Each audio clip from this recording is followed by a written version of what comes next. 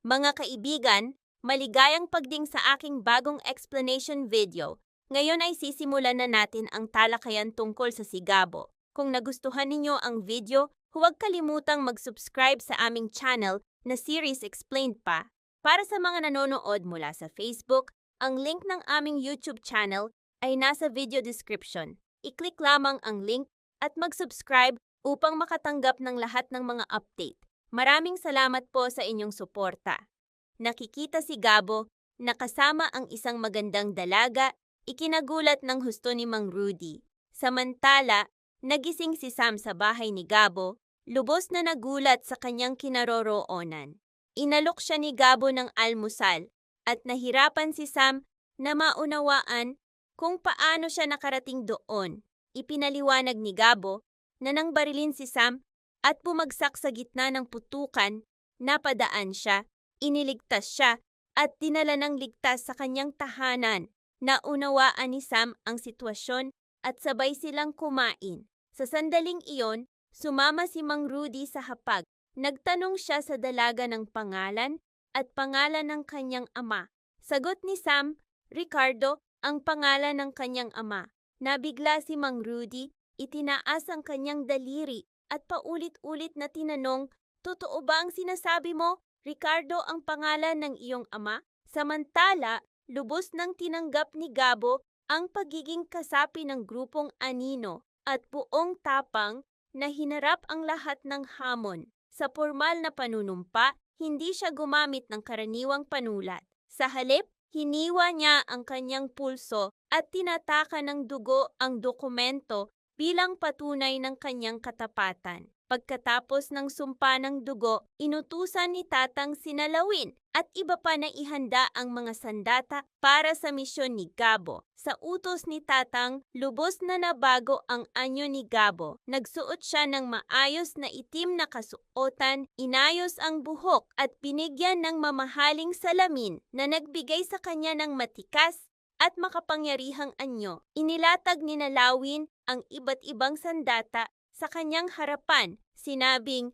"Gabo, pumili ka ng iyong sandata." Nangako si Gabo na hinding-hindi niya ipagkakanulo si Tatang o ang tiwala ng grupo. May isang mahigpit na kondisyon ng grupo. Kung mahuli o mapahamak si Gabo sa misyon, wala silang pananagutan. Tinanggap ito ni Gabo nang walang pag-aalinlangan dahil ang tanging layunin niya ay tulungan ang mga walang magawa at inaapi.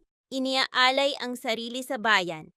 Naniniwala siyang kung walang sakripisyo, hindi darating ang kalayaan para sa karaniwang mamamayan at handa siyang isugal ang kanyang buhay. Mapagpakumbaba niyang hiniling kay Tatang ang advance na pondo, ipinaliwanag na kailangan niya ng pera upang mailigtas ang buhay ng isang babaeng binaril ng mga magnanakaw at maiwasang mawala ng ina ang kanyang anak. Malugod na ibinigay ni Tatang ang 50,000 piso. Agad na nagtungo si Gabo sa ospital. Binayaran ang buong halaga ng gamutan at mabilis na isinagawa ng mga doktor ang operasyon. Nailigtas ang buhay ng babae. Nangako ang bata at ang kanyang pamilya ng panghabambuhay na pasasalamat kay Gabo. Emosyonal na nagsabi ang bata, "Kuya Gabo." Matapos maging matagumpay ang operasyon, agad na umalis si Gabo upang ipagpatuloy ang kanyang misyon. Samantala, nalaman ni Sam na naglunsad ng biglaang pag-atake. Ang mga terorista, malupit na pinaslang si Mr. Chan at maraming pulis. Sa galit, nagpasya si Sam na sugurin mag-isa ang kuta ng kalaban. Sa kabila ng mga desperadong pakiusap ng kanyang kasintahan na huwag siyang ituloy, isinugal ni Sam ang kanyang buhay at tumakbo ng diretso sa eksena. Matinding galit ang ipinahayag ng ina ni Sam laban kay Ricardo.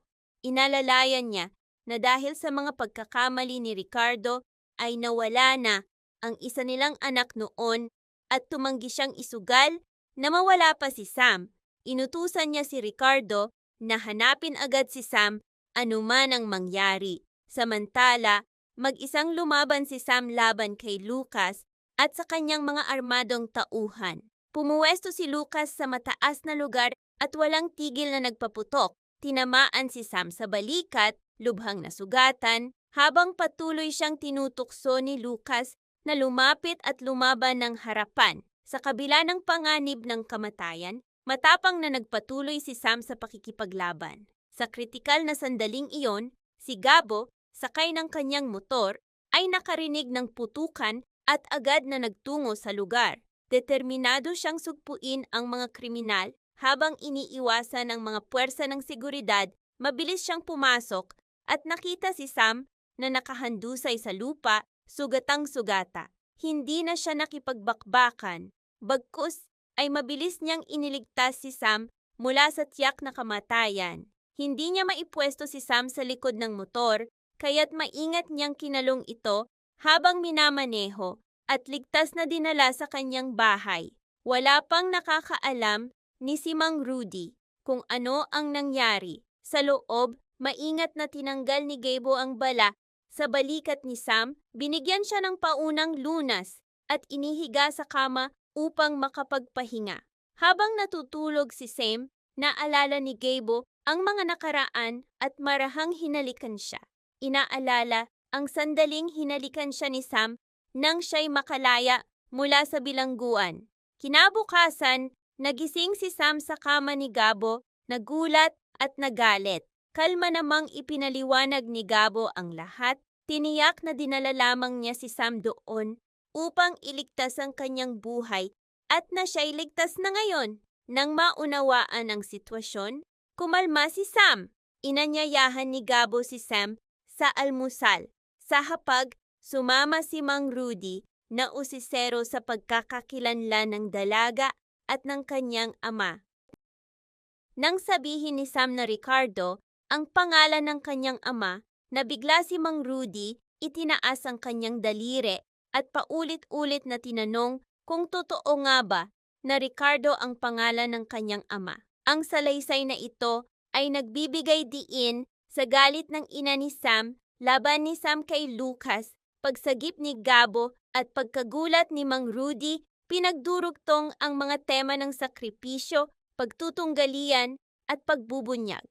Maraming salamat sa panonood ng buong video. Para mapanood ang susunod na episode explanation, huwag kalimutang mag-subscribe sa Series Explained PH channel.